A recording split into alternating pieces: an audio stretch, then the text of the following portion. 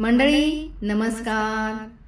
गर्भरक्षा स्तोत्र हे एक शक्तिशाली स्तोत्र आहे. हे स्तोत्र गर्भवती स्त्रीच्या आणि तिच्या गर्भावस्थेतील बाळाचे, शिशूचे सुरक्षा करते. सुरक्षिततेसाठी हे स्तोत्र म्हणले जाते. शौनक ऋषींनी या स्तोत्राची रचना केलेली आहे. या स्तोत्राच्या नित्यपठनाने स्त्रीची प्रसूती सुरक्षित होते. या स्तोत्राचे पठण भक्ती आणि विश्वासाने केल्यास याचे लाभ मिळतात. प्रसूतीच्या दरम्यान नकारात्मक शक्तींचा होणारा त्रास दूर होतो.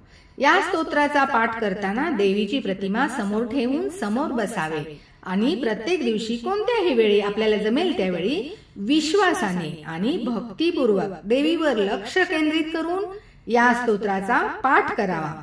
या स्तोत्रामुळे येणाऱ्या प्रत्येक संकटापासून गर्भातील बाळाचे रक्षण होते आणि गर्भवती स्त्रीला मानसिक आणि भावनात्मक बळ मिळते. काही गर्भवती महिला या स्तोत्राबरोबर गर्भरक्षक श्री वासुदेव सूत्र चा पण जप करतात आणि काही स्त्रिया गर्भावस्थेमध्ये देवीच्या मंदिरामध्ये जातात आणि तिथून अभिमंत्रित केलेले तेल घरी घेऊन येतात आणि आपल्या पोटावरती बाळाच्या आणि स्वतःच्या संरक्षणासाठी लावतात.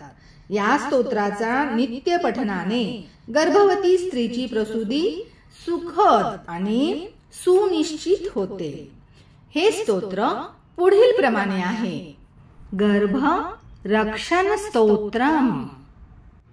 एहि एहि भगवन् ब्रह्मन्, एहि एहि भगवन् ब्रह्मन्, प्रजाकर्ता प्रजापते, प्रजाकर्ता प्रजापते, प्रगृह्णीष्व बलिं सैमां, प्रगृह्णीष्व बलिं सैमां, सापत्यं रक्ष गर्भिणीं, सापत्यं रक्ष गर्भिणीं, अश्विनो देव देवेशो, अश्विनो देव देवेशो, प्रगृह्णीधन् बलिं द्विमां, प्रगृह्णीधन् बलिं द्विमां, सापत्यं गर्भिणीं सैमां, सापत्यं गर्भिणीं सैमां, सरक्षतां पूजयानया, सरक्षतां पूजयानया.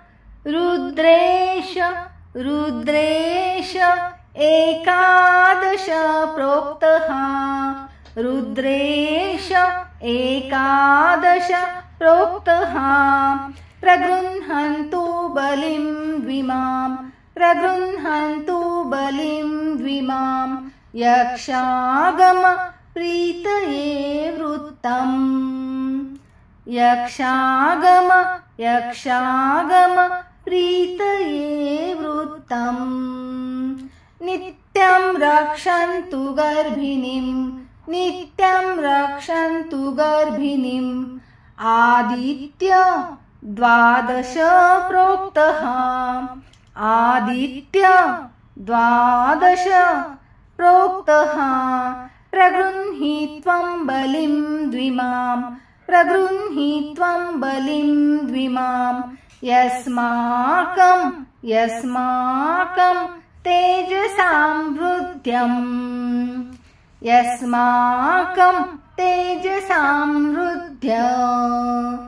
नित्यं रक्षतु गर्भिणीं, नित्यं रक्षतु गर्भिणीं, विनायक विनायक गणाध्यक्ष, विनायक गणाध्यक्ष, शिवपुत्र महाबल, शिवपुत्र महाबल, प्रगृह्णीष्व बलिं सैमां, प्रगृह्णीष्व बलिं सैमां, सापत्यं रक्ष गर्भिणीं, सापत्यं रक्ष गर्भिणीं, स्कंद स्कंद षण्मुख षण्मुख, देवेश देवेश, पुत्र प्रीति विवर्धन, पुत्र प्रीति विवर्धन, प्रगृह्णीष्व बलिं सैमां,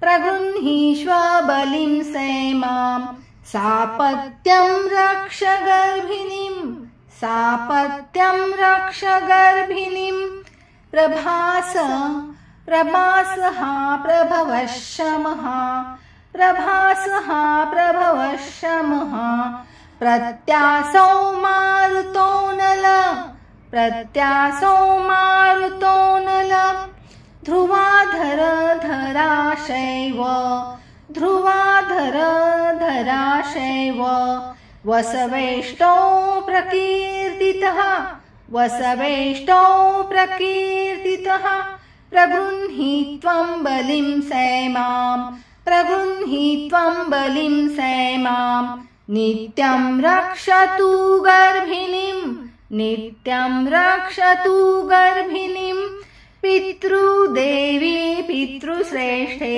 पितृदेवी पितृश्रेष्ठे बहुपुत्री महाबले बहुपुत्री महाबले बुधश्रेष्ठे निशावासे बुधश्रेष्ठे निशावासे निवृत्ते शौनकप्रिये निवृत्ते शौनकप्रिये प्रगृह्णी त्वं बलिं सैमां प्रगृह्णी त्वं बलिं सैमां सापत्यं रक्ष गर्भिणीं सापत्यं रक्ष गर्भिणीं रक्ष रक्ष महादेव रक्ष रक्ष महादेव भक्तानुग्रहकारक भक्तानुग्रहकारक पक्षीवाहन गोविंद पक्षीवाहन गोविंद सापत्यं रक्ष गर्भिणीं सापत्यं रक्ष गर्भिणीं। धन्यवाद।